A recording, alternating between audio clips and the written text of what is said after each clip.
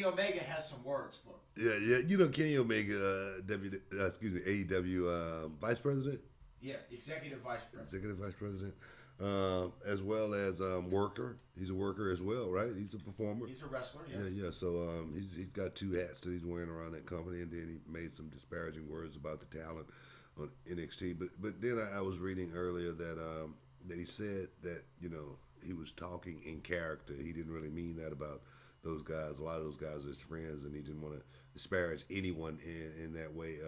But my thing is this: do Kenny Omega have the right to actually say that?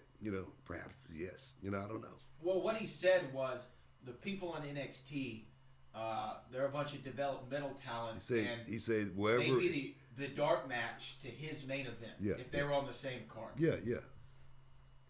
Hey, I mean that's pretty harsh words, man. That's pretty harsh words. But if you're in character, is it okay to say that? Well, I think if you're in character, it's okay to say anything. When shouldn't you be in character?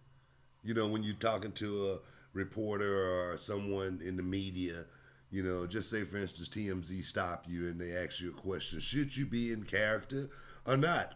I don't know. You would be the better person to answer that. No. I'm asking you from a fan perspective. I don't know. I mean, it's all the lines are blurred so much today anyway between guys trying to take their storylines on the social media and doing interviews like this. The lines are so blurred anyway. So I always take everything as like a half in character, half not. I'm sure somewhere in Kenny Omega's mind and soul, he believed what he said. I think. Well, I think that there's a part of him that believes it, and I think that some of it you can say, "Well, hey, I'm playing a character." Well, let's take it and put it in a different context. Do you really think I believe that I wanted to actually catch Corey Graves in Starbucks? I don't believe that. I don't believe that because I know it to. I know for a fact. Exactly my point. I'm able to talk to you directly. No, exactly my point. So when working, the masses, you always want to try to stay in character and make it as real as you possibly can to try to create something. So I think Kenny Omega, when saying something like that, being in character and trying to create something and making people believe it, and then for publications like all of the sites pick it up and want to talk about it, hey, I did my job. That's the way I look at it. Well, he definitely promoted, AEW effectively, but at the same time, I mean, a lot of people who are fans of Kenny Omega, on social media were like, "Hey, man, like you don't have to go there. I mean, you don't have to disrespect somebody else to bring yourself." No, it's not. He didn't really disrespect anybody. Well, he kind of did. But when he see those guys, he go, "Man, I'm just playing. Just come on, man. I'm working, brother. I'm working."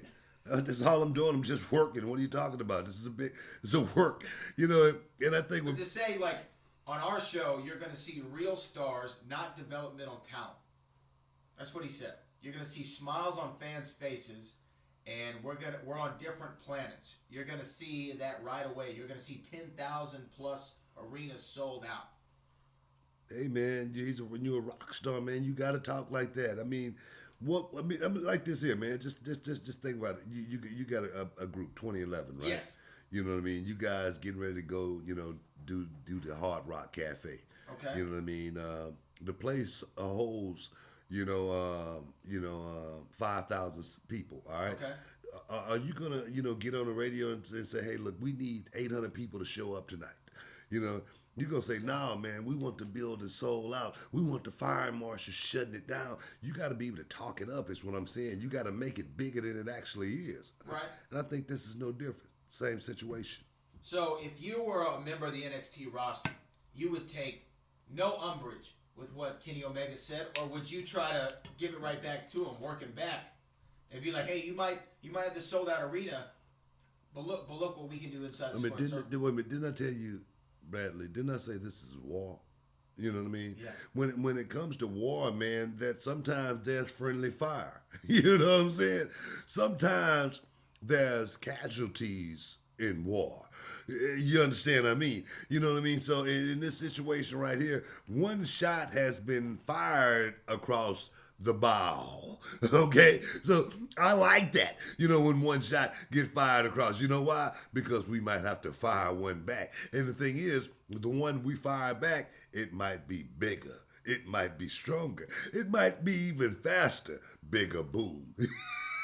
You know what I'm saying? So my thing is this right here, man. This war, man, is real. You know what I mean? It's realer than that Rick James concert I went to back in 1980 in the Astrodome.